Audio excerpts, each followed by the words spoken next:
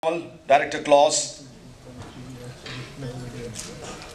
distinguished scientists, officials from ordnance factories, public and private sector, members of the media, and my colleagues. I'm indeed privileged to be here today to welcome you all to the third Artillery Technology Seminar. It's indeed heartening that Regiment of Artillery is proud to give it as a birthday gift to the Chief of Army Staff today to hold this seminar.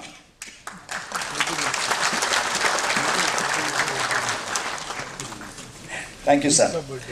As would be known to most of you, the second Artillery Technology Seminar was held at New Delhi on 8th and 9th of December 04, which was jointly sponsored by the DRDO, CII, and the regiment.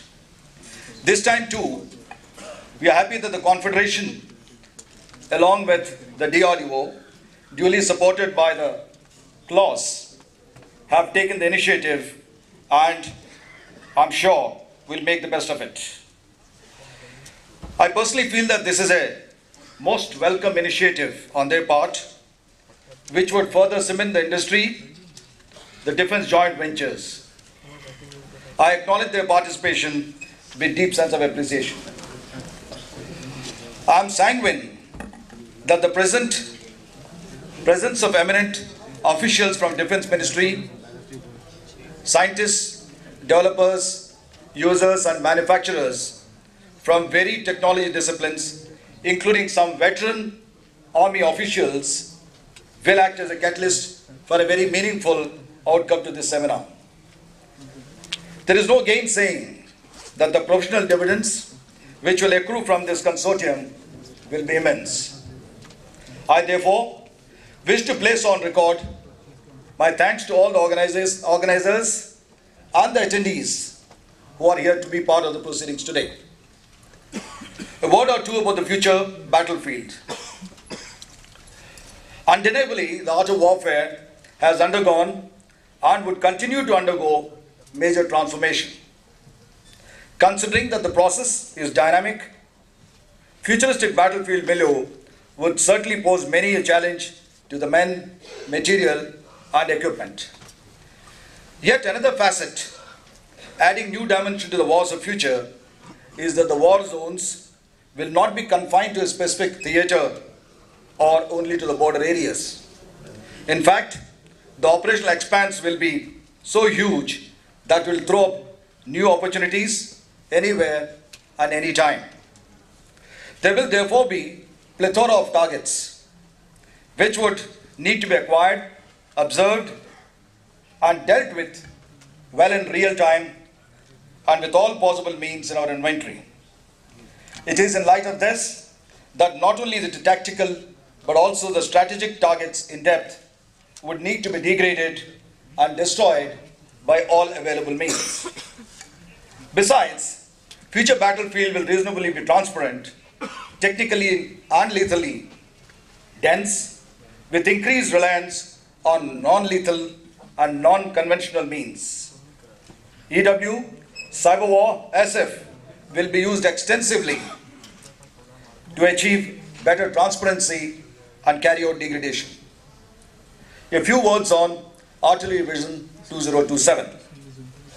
For the coming next 15-20 years, the philosophy of artillery would continue to achieve destruction by synergized orchestration of all available firepower resources provided by a variety of agencies cutting across the three services based on joint targeting doctrine.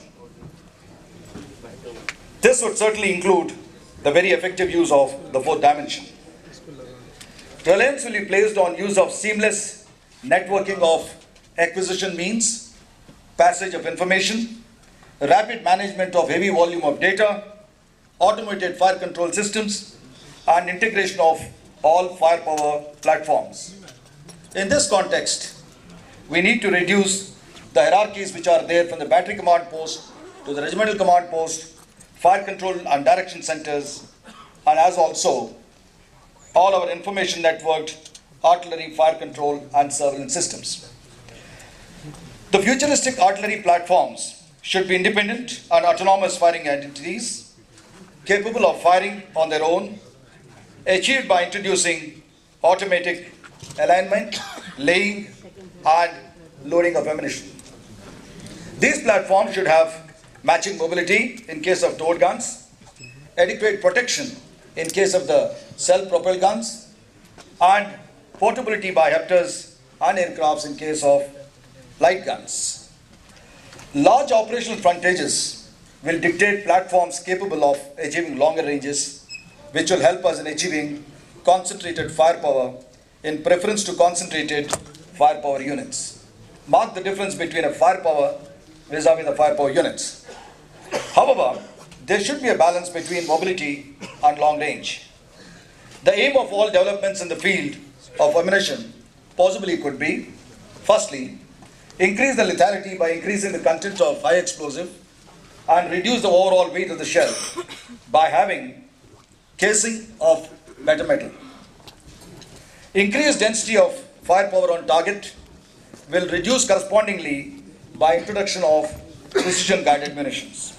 However, we need to balance out between the requirements of PGMs and the DUDs.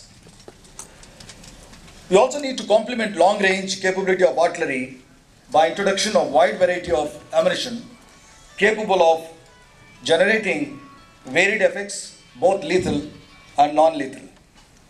All the above what I have spoken needs to be backed by accuracy, improved target designation, and trajectory correction systems.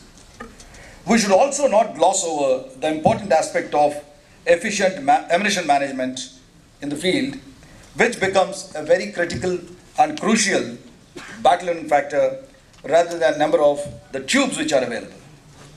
So if 2 second lines can be handled in 24 hours instead of 1, the available artillery will perhaps be twice as much as we are witnessing on the field.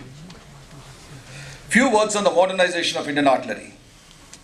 Keeping Artillery Vision 2027 in mind, it is imperative that we modernize Indian artillery systematically to compete with the best in the world. In this regard, it should be well understood by us that while other advanced nations have leapt far ahead in the field of artillery, we are lagging behind. We certainly need to catch up and catch up fast. During the time spectrum of 2010 to 2027, we have to take much longer strides and accelerate our efforts, failing with the gap between the front runners and laggers will be huge, rendering it rather difficult or maybe impossible to be narrowed.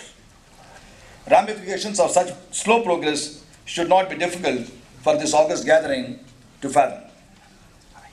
Today, artillery is already in the process of major modernization.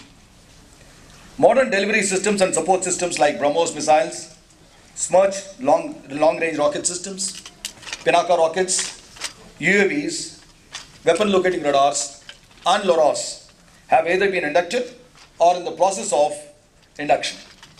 However, as brought out by even Brigadier High, the induction of 155mm 52 caliber ultralight howitzer, wheeled and tracked SP guns are not been following the desired pace. Take example of Smerch that has been in service in Russia since 1990 and we are still inducting in the army. The so-called modern weapons are in fact already in the process of replacement in developed countries, whereas we in some cases are still working on the roadmap. Such a state is disturbing and most unwarranted and merits urgent rectification. This seminar is one such positive step to throw up seminal ideas to speed up our efforts at modernization. In the pursuit of modernization, we must not forget that upgradation of the existing equipment to make it somewhat akin to the state of art and provided it with extra life. Upgradation of 130mm guns to 155 45 caliber guns is nearly complete. And the upgradation of 155 39 caliber guns is very much being progressed in a very positive manner. Our age-old 120mm motors also require immediate upgradation. Indian Army bought its last artillery guns in 1984. Nearly 25 years have gone by and Indian Army needs a rapid modernization of its artillery weapons. In today's third International Artillery Seminar, there were various international companies like BAE and Israeli Aerospace, which gave a brief idea about their products which Indian Army could purchase in coming future. This is Abhay Singh Daba for SB Guide Publication.